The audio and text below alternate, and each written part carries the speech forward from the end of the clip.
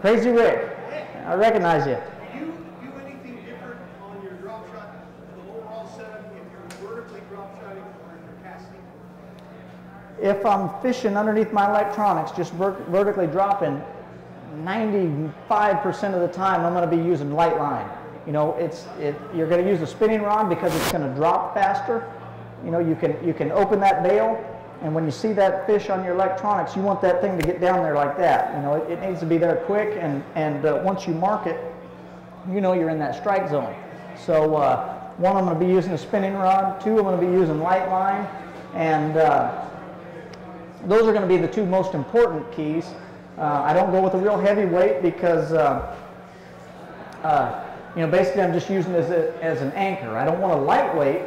I like a 1/4 ounce typically. It's just my standard. You know, it's just quick to get to the bottom, but it's not so much weight that when you feel a little bit on there, you know it's a fish, or you know, the weight of the lead weight itself. So you know, those are a couple of things that are important to me. Other than that, you know.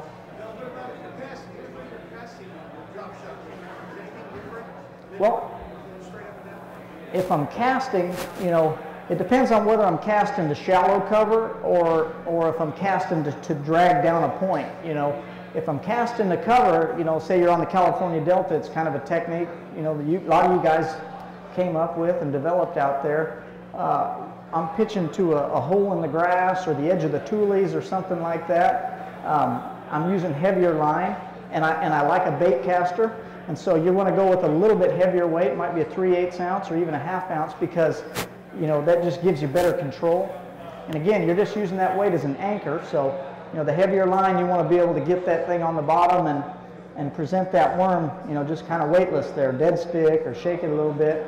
And so, you know, I'm going to be using a bait caster if I'm fishing that heavier stuff.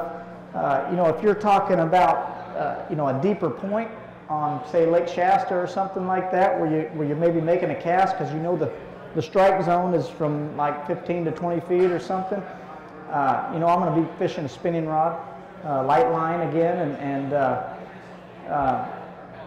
you know, casting out. And I don't do a lot of real ground covering with the drop shot. You know, it's more of a target bait. I want to make sure I've got the zone already kind of isolated, or I've got a rock pile.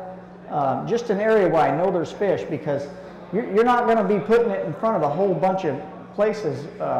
You know, like if you had a crankbait or a swim bait or something, you're really covering that water. You know, so I'm really looking to isolate that depth range, but I would like, you know, a spinning rod, light line, you know, on a long cast if I'm fishing deeper water. So, sure, right here. I do, you know, and like when I'm fishing a heavy line, you know, if I'm fishing, you know, a jig or anything like that, I'll double it, you know, use the loop.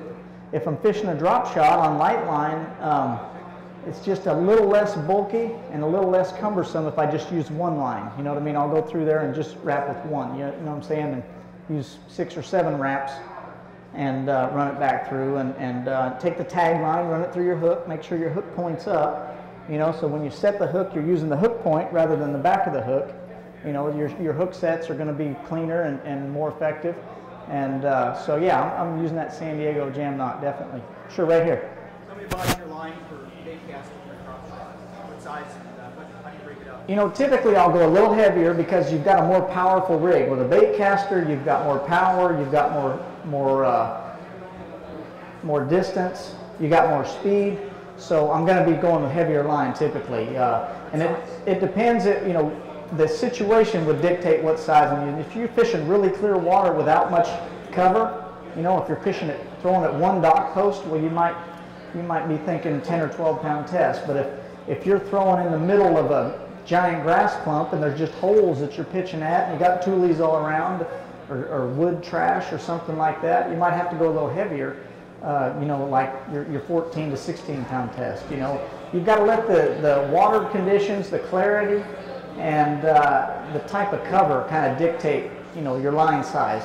You know, again, I want to go with as much as I can get away with, but, you know, if I'm using like a 20 pound test in clear water, you know, it's just not a good match. And the other thing is, is the heavier line you go, the more it overpowers your worm. So, you know, the drop shot is a real natural technique. You want to be able to pitch it out there, you know, anchor that weight on the bottom and use your little worm to either just kind of shake or dead stick. You don't want that line so tough that, you know, it's just real unnatural on there. So, you know, be thinking, make sure you can get your action out of it. You know, you don't want to overpower it. Sure. For these heavier techniques, are you still using the small worm? You know, I do. You know, there's some guys that like the fat robo worm and the 6-inch. I'll use I like the thin one. I just feel like if you're throwing at a target, you're throwing there one or two reasons. Either you know there's a fish there and you just need to get bites, or you know there's big fish and again, you're just getting bites. You know, a drop shot is so good at getting bites that either I'm doing it to make sure I'm rounding out my limit, or I'm in an area where as long as I get bites, I know I'm going to have good fish. So, you know, it's just one of those techniques that, you know, if the wind's blowing 100 miles an hour and I've got to cover water miles and miles of bank to get it in front of fish, it's not the one for you. But when I've isolated something, whether it's a rock pile or dock posts or something like that, when I've isolated something, it's a great technique because all you got to do is throw at your target, you know, work the bait, you know, stall it, kill it, whatever you want to do, and then move to the next target, you know. Or you've got a rock point that you know all the fish are hanging on the, you know, that 15 to 20 foot range where the rocks break off, and you're just fishing that little spot. You know, those are the times I'm going to be using that. So that kind of answer that? Sure. Okay. Sure. Right here. When you're trying to cover, say, a wider expanse of water, you don't really have a specific target for the fishy area. Say it's just an area of rock or riprap. You know, fish are kind of moving or hanging around. You don't have a specific spot. You're trying to present plastics, you know, worms. To cover water, what do you use to deliver the plastics? Switch shot or drop shot? When you're making casts out horizontally with plastic, covering water, with plastic. You know, you can get away with a few more approaches because, you know, if you're covering water, you know, the drop shot will work, and there's times in current, you know, like in a river current, you know, there's times where I'll use a drop shot, you know, it moves and covers water, but there's other times, you know, if you're just trying to cover an area, you know, a Texas rig or a Carolina rig might be more effective because, again, the reason a drop shot works so well and why it became so effective is you're throwing at a target, you know, where you've already isolated some fish. You know that they're either hanging around stumps or they're on a point. It puts it in the strike zone, and instead of, like, you know, all these other techniques that have come before where you make a cast and in order to give it action, it has to go out of the strike zone. You know, the reason the drop shot works so well is it still can have action. You can impart the action to the bait without it actually taking it away. So, you know, it's not the best thing for covering water, but it will work, you know. If I really need to cover a whole flat, you know, an expanse, we're looking for some stumps or something, you know, a Carolina rig might be more effective. You know, it just, you can feel the rocks and you know, you might have a lizard on there or something with a curly tail that you want to have a little more action to. Would you say the split shot's a finesse version of the Carolina? Yeah, and a split shot, you know, out here in this clear water, and especially if you're fishing some depth, you know, it's a great way to cover that water. And it was the drop shot of, you know, 25 years ago or 20 years ago, sure. Yeah. You talked about applying your strengths to Lake Mead for what you've learned in your home lakes. What do you feel are your strengths? Well, you know, I'm a sight fisherman, I'm a jig guy, and I'm a drop shotter. You know, I feel like those are my three big things. And, you know, when you do this long enough, you've kind of got to be versatile to do a lot of other things. But as far as it goes with me, if I can employ those techniques, I feel like I can be as good as anyone out there. You know, it's just kind of, you have your wheelhouse. You know, you're going to have the things that you really feel good about. And so, you know, and again, Lake Mead's a great place to fish a drop shot and a jig and to be able to sight fish and look for fish. All those things are real effective tools there. So I think that's why, you're going to be successful, doing those things. They eat crawdads there. You've got clear water, so sometimes you've got to go to that drop shot. The crawdad and the jig goes together, and so I think those are some reasons why it works well. And again, having that experience coming from all these desert lakes, most of them are clear, most of them are rocky, deep impoundments, and so I think that's why it's effective. Does that? Yeah, are you fishing your jig pretty much the same types of areas that you're fishing these other techniques, or you're talking about flipping? Well, brush and stuff like that? The jigs are a little bit more broad because you've got a flipping jig, you've got a football jig. Sometimes I've got a casting jig or a finesse style, and then you got a swim jig. So it's a little bit broader category. If I'm fishing heavy cover and sometimes stained water, but not necessarily, I'm flipping a lot of times. If I can get close to the cover, I'm flipping. So a lot of times I've got my flipping jig. I'm using a heavy, flipping stick and heavy line. Like a 65-pound braid and a 20-pound leader, fluorocarbon leader, or something like that. If I'm casting, way out there, I'm using a football jig or a casting jig, and where I would make the distinction is if I'm trying to fish rocks specifically, football jig is really designed to go through those rocks and feel what's down there and know that you're in the right patch, whether you're hopping or dragging.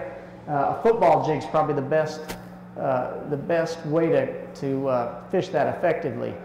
If I'm looking for brush piles or I'm trying to find a lay down that's just down off the bank, sometimes I'm casting, with a little casting Arky style head and a casting jig, to get through that wood when I find it. So those would be kind of the three big techniques that are most common. And when I'm jig fishing, I'm doing one of those three. Is that about? Which of those do you think is your best strength? Whew, man, I like all three of them. I've won tournaments doing it. Won a tournament at Clear Lake one time, specifically on a football jig. Deep water, fishing rocks. Another time I won one in Tennessee on Chickamauga, flipping dock poles. So I was flipping, and other times in the Ozarks I was casting to that mid-range cover with the Arky style jig. So it just depends, how I'm trying to get to the fish. If they're living on rocks, well, yeah, I'm probably fishing a football jig. If it's rocks and wood cover mixed, well, a casting jig. If it's shallow cover, visible stuff that I can see, I'm probably flipping, if I can get within range from it. So that'd be kind of my, I guess, distinction on how I would make that choice. Sure, right here. Yeah, you brought up three strengths that you use at meet. You didn't say much about cranking. How much cranking do you do?